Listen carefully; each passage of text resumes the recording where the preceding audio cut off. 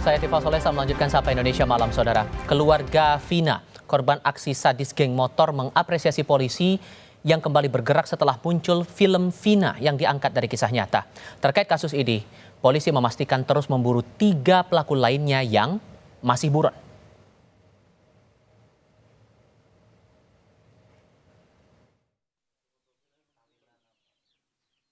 Keluarga Vina, korban aksi sadis geng motor, mengapresiasi polisi yang kembali bergerak setelah muncul film Vina yang diangkat dari kisah nyata. Pihak keluarga meminta 3 orang tersangka yang kini masih buron segera ditangkap. Sudah bergerak tuh, nah keluarga sedikit senang, bahagia lah. Berarti nggak sia-sia nih kita menyetujui dibuat film walaupun kadang masih suka sakit ya. Tapi ada sekarang poldanya sudah bergerak, jadi impas lah. Kalau sekarang keluarga pengennya cepet ketangkep lah, cepet ketangkap, cepet diadili juga kayak yang lainnya, karena sudah menghilangkan nyawa orang kan. Ya jangan enak berkeliaran di luar lah.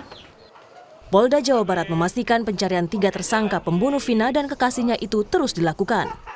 Kabid Humas Polda Jawa Barat bilang ketiganya masuk DPO dan masih dilakukan pengejaran. Ia menambahkan 1 tersangka bukan anggota keluarga polisi, justru salah satu korbannya keluarga anggota polisi.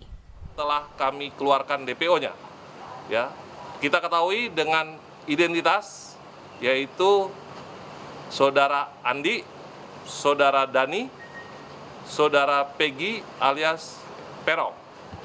Jadi untuk 3 orang ini. Di Polres Cirebon Kota, di Polda Jabar, maupun di persidangan, ya, tidak ada yang menyebutkan, yang menyampaikan bahwa identitas ketiga orang tersangka yang di PO adalah dari keluarga atau anak anggota kepolisian. Hasil pemeriksaan maupun fakta di persidangan yang sesungguhnya bahwa salah satu korban yang merupakan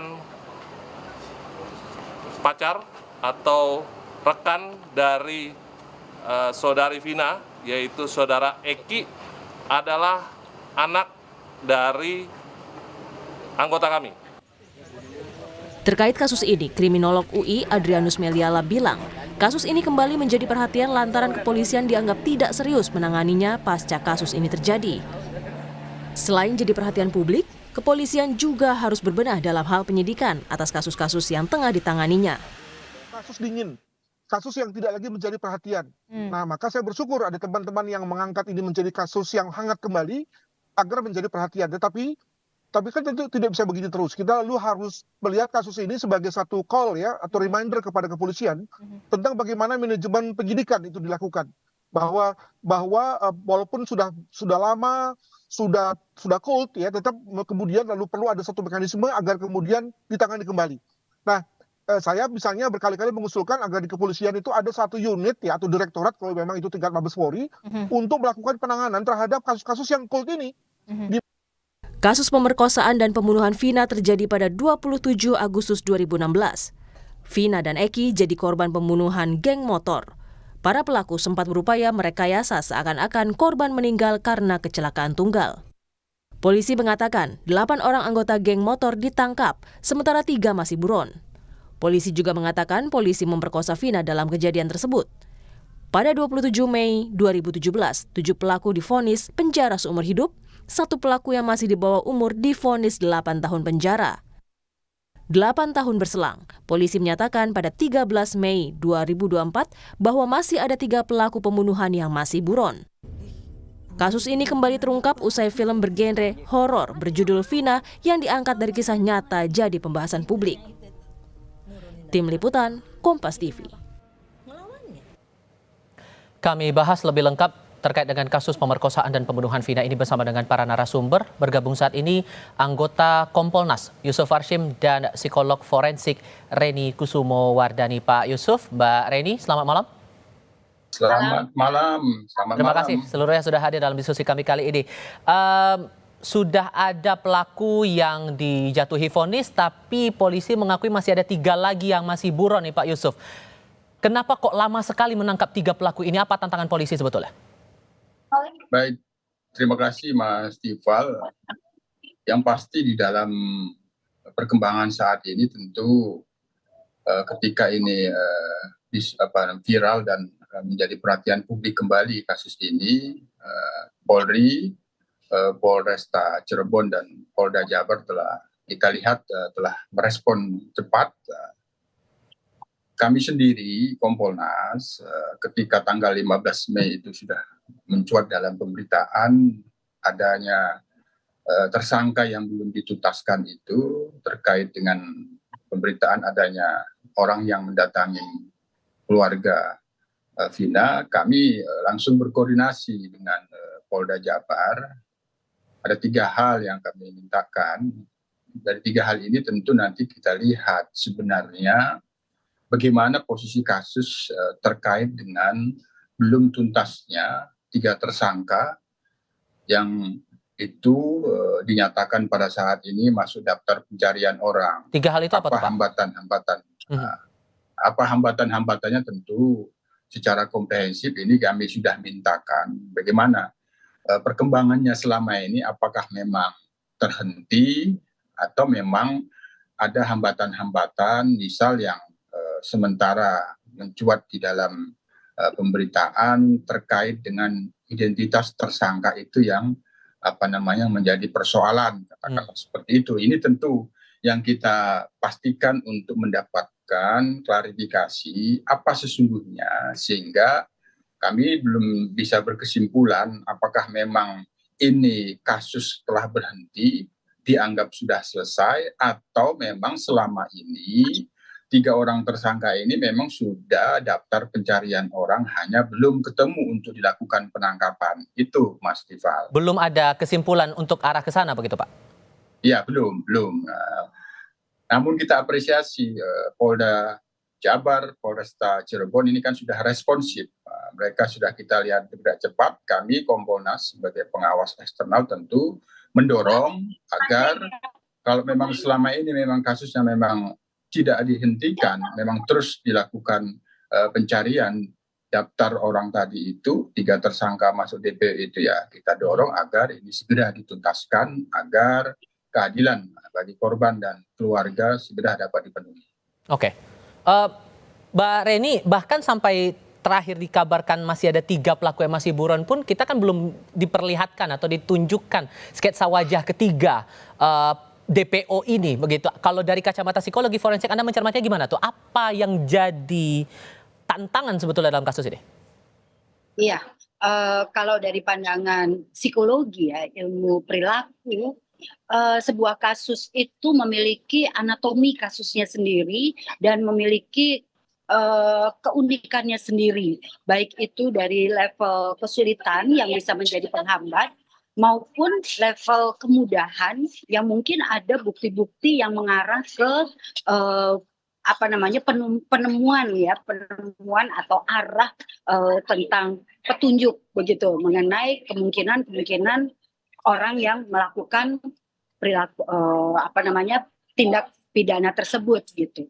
Kalau kita lihat sudah ada di tahun 2017 pula ya ditangkap 8 orang dari 11 pelaku gitu. Berarti kan di sini ada informasi bahwa pelakunya bukan hanya 8 orang tetapi 11 orang. Nah, ini perlu ditelusur tentunya. Dari mana informasi yang mengatakan bahwa ini betul 11 orang. Artinya kita bisa bertanya kepada saksi yang mengatakan 3 orang tersebut masih ada gitu, masih tersisa 3 orang. Nah, ini perlu untuk ditindaklanjuti melalui proses investigasi yang teliti ya, karena kalau sudah ada 8 orang, secara logika perilaku ini sudah menunjukkan bahwa harusnya ada sebuah kemudahan untuk bisa mendapatkan informasi tentang tersisanya 3 orang yang lain. Anda katakan masalah ketelitian ini jadi kuncinya begitu. Kalau dari proses yang Anda cermati sebelum-sebelumnya sampai sekarang pun masih ada 3 yang dinyatakan buron, ada aspek ketelitian yang dirasa tidak terawasi atau gimana, Mbak? Ya, yang tadi saya sampaikan ya, mungkin ada kesulitan-kesulitan. Nah, kesulitan ini kita belum tahu ya informasinya. Bagaimana sampai 8 orang bisa sudah tertangkap sementara 3 orang masih buron sekian lama. Nah, yang penyulit inilah yang perlu untuk kita ketahui sehingga kita bisa memahami secara utuh dan objektif terhadap kasus ini. Oke, karena ada kesan di publik juga begini Pak Yusuf, ini kan gara-gara film Vina yang muncul di bioskop, kemudian dibahas di media sosial, akhirnya kan muncul lagi kesan nunggu viral dulu, baru kemudian dibahas lagi, diungkap lagi. Dengan proses penyidikan yang Anda nilai ataupun dari Kompolnas masih akan mencermati hal ini, terutama masalah buronan 3 orang ini, sejauh mana kemudian upaya dari Kompolnas untuk menelusuri proses penyidikan yang dilakukan polisi? Ya, itu salah satu hal yang kita mintakan untuk mendapatkan klarifikasi. Kaitannya dengan film ini kan sebenarnya mencuat menjadi sorotan publik itu kan puncaknya pada tanggal 15 Mei ketika Kakak Vina itu mengungkapkan ada seseorang yang mendatangi agar kasus ini tidak diungkap kembali. Nah, ini kami mintakan juga ke Polda agar ini bisa ditelusuri. Terkait dengan film sendiri, tentu itu juga kita ingin dalami di Polda, apakah produksi film ini memang dimaksudkan arahnya ke sana. Ada sesuatu yang belum tuntas, diharapkan dalam film ini bisa dituntaskan sehingga sebelum produksi atau dalam proses produksi itu ada koordinasi ketika mendapatkan persetujuan dari pihak keluarga Vina untuk dijadikan film, ada hubungan dengan polisi, penyidik atau tidak, itu ingin kita dalami. Oke. Hanya Mas Tifal, persoalan hambatan inilah yang paling utama. Kasus ini posisinya setelah ada vonis terhadap 8 pelaku itu bagaimana terkait dengan yang dikatakan DPO pada saat ini. Apakah memang pada waktu itu sudah DPO dan belum ketemu? Tuh, yang kedua, apakah ada hambatan-hambatan yang kaitannya di dalam penuntasan ada persoalan SOP tidak sesuai. Yang ketiga, apa ada ketidaksinambungan penyidik? Kan penyidik kan tidak hanya di situ, dia bisa berpindah, dimutasi dengan tugas yang lain atau kenaikan jabatan sehingga ada ketidaksambungan. Ini yang kita akan lihat hal-hal yang untuk bisa mendapatkan posisi kasus belum tertangkapnya 3 tersangka ini disebabkan oleh apa, sehingga nanti kita bisa simpulkan memang ada satu hal yang sengaja atau memang tidak disengaja, memang kesulitan untuk mencari yang dimaksud DPO 3 orang itu, Mas Tifal. Oke, terakhir Mbak Reni, singkat saja, dengan tantangan masih ada 3 DPO ini, kalau mau kasus ini betul-betul pure diselesaikan, maka langkah terdekat yang harus dilakukan penyidik apa? Yang pertama tentunya bertanya kepada 8 orang itu kembali ya, menginvestigasi kembali melalui 8 orang yang sudah tertangkap. Ini adalah geng motor. Geng motor ini adalah satu kelompok anak-anak yang tergabung di dalam satu kumpulan yang tidak mau mereka saling mengenal dan mereka saling tahu. Dari sana kita bisa menelusur mundur ya. Jadi sebetulnya siapa yang dimaksud dengan 3 orang ini gitu. Kalau terkait dengan film, saya rasa ini memang perlu untuk diteliti lebih lanjut begitu. Karena ujung-ujungnya lagi karena semua terpancing dari film yang beredar di media sosial di bioskop dan banyak opini yang akhirnya mencuat di media sosial. Mbak Reni, terima kasih. Pak Yusuf, mewakili Kompolnas juga terima kasih sudah hadir dalam diskusi kami kali ini. Selamat malam semuanya. Terima kasih Bu Reni, terima kasih, salam sehat semua.